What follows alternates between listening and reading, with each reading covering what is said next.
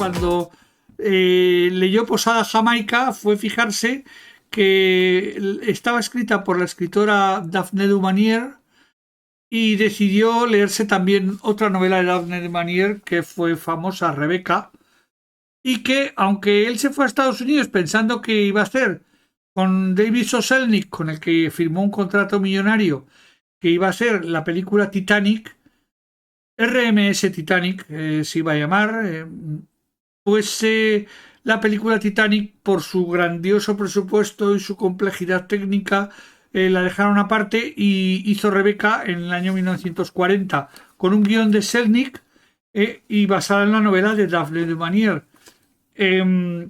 Bueno, ya en Estados Unidos,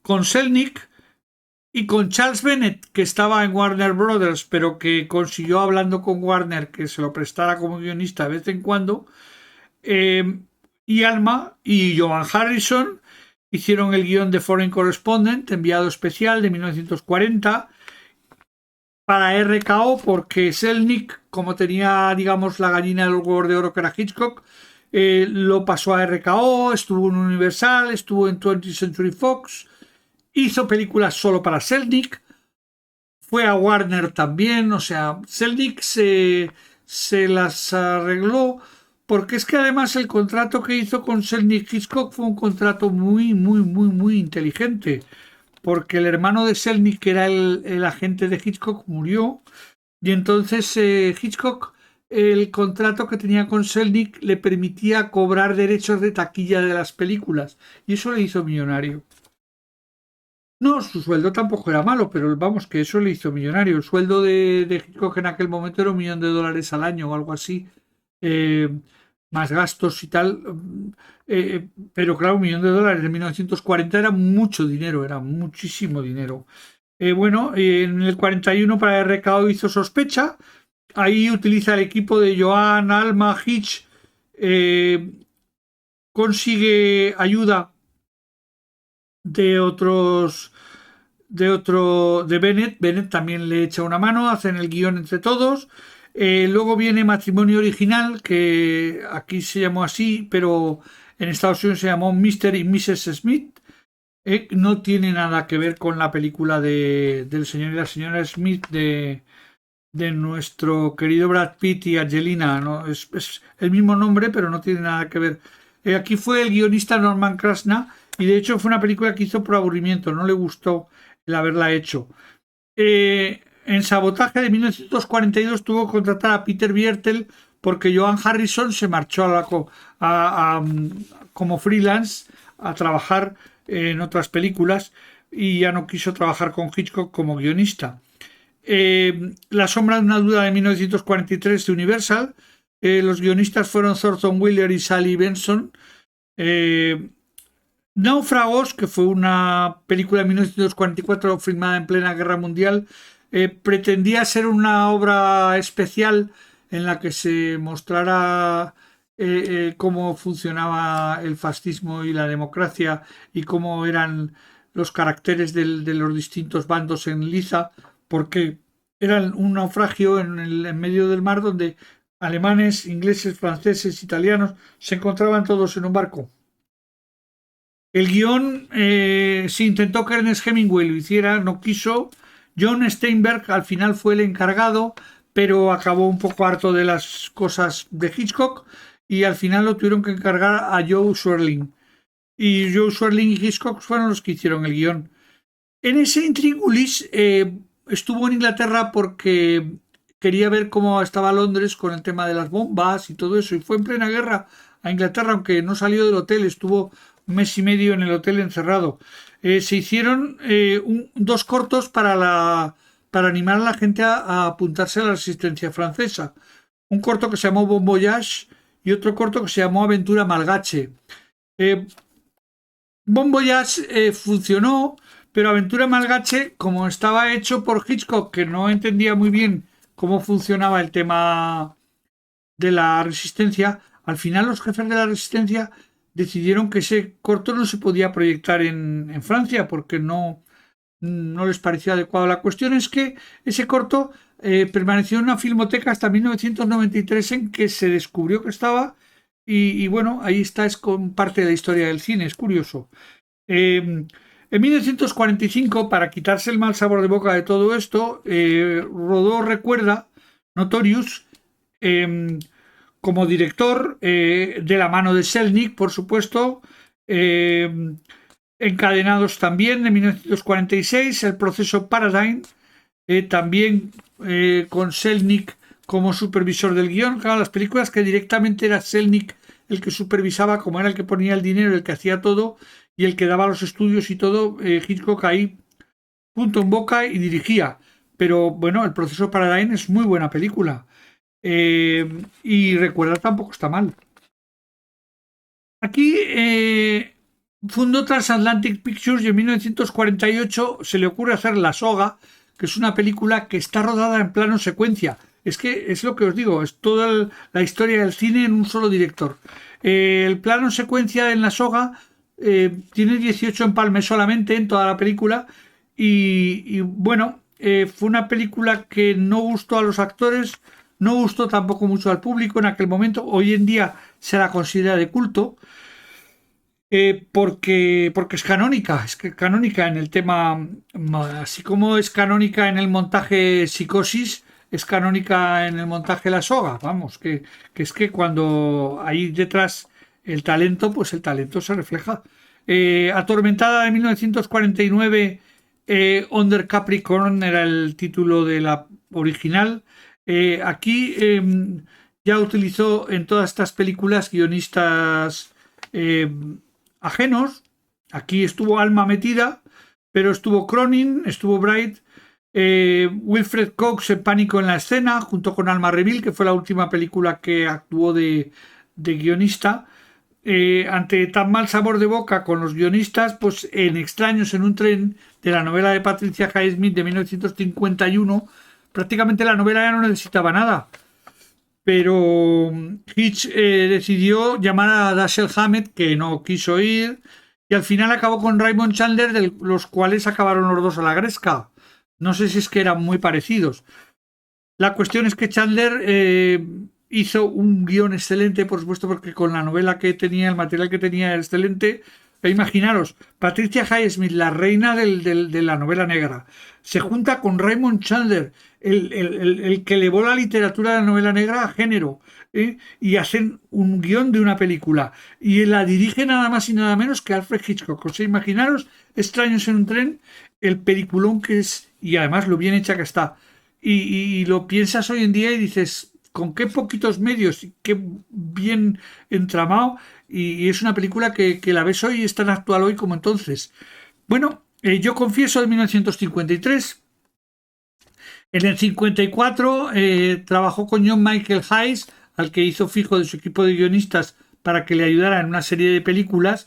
A estas alturas él tenía un equipo de guionistas que fue John Michael Hayes, Frederick Note, Maxwell Anderson, Wilfred Cook, eran sus guionistas habituales.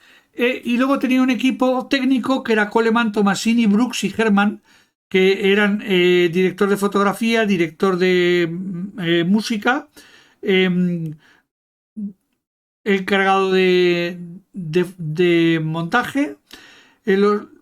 Tenía todos ahí y fueron los que hicieron todas estas películas que ahora os voy a mencionar para Paramount. Pero ¿quién mató a Harriet? Atrapó a un ladrón, El hombre que sabía demasiado, la segunda parte, y Falso culpable. Aquí fue cuando creó Shamley Productions en 1957, y nombró a Joan Harrison CEO de Shamley Productions.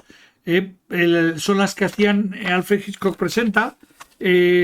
Como os podéis imaginar, Alfred Hitchcock Presenta solo presentó, eran 9 o 10 las que dirigió él, y los otros 256 episodios fueron dirigidos por otros directores.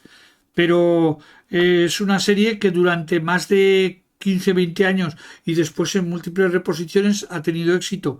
Se empezó rodando en blanco y negro, luego después en color. Bueno,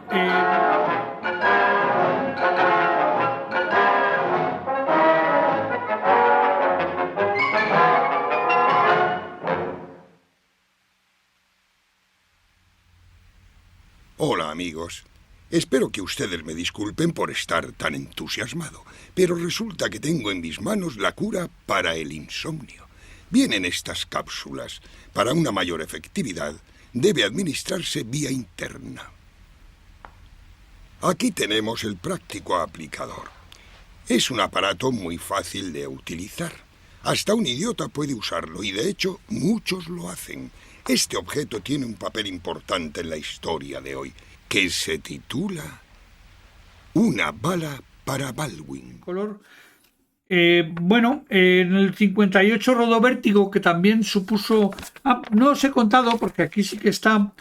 Ahora, cuando he hablado de Crimen Perfecto de Allen for Murder, que era una película en tres dimensiones, y que le dio mucha rabia rodarla porque estaba previsto rodarse en Londres y no se pudo hacer porque los equipos técnicos no los había en Londres, esos equipos en 3D para poder rodar, y tuvo que rodarla en Estados Unidos. Pero pensando que lo del 3D, con muy buen criterio, no iba a ser toda la vida el 3D, rodó la película con una perspectiva, unos picados y muy, muy pendiente de la perspectiva arquitectónica de todos los objetos y de todos los planos que rodaba. De manera que le quedó una película muy curiosa, con primeros planos de un teléfono, unas tijeras, un edificio, te veían todos los planos, eran contrapicados, es curioso. Bueno, como os digo, en Vértigo, en 1958, inventó el traveling compensado, que es ese movimiento atrás hacia adelante que, digamos, hace ver que la persona tiene vértigo. Parecen tonterías, pero son la primera vez que un cineasta se plantea: tengo que representar una persona que tiene vértigo, voy a hacer esto, y le sale bien. Con La muerte en los talones, también aquí el guión fue de Kenneth McKenna. Luego vino Psicosis.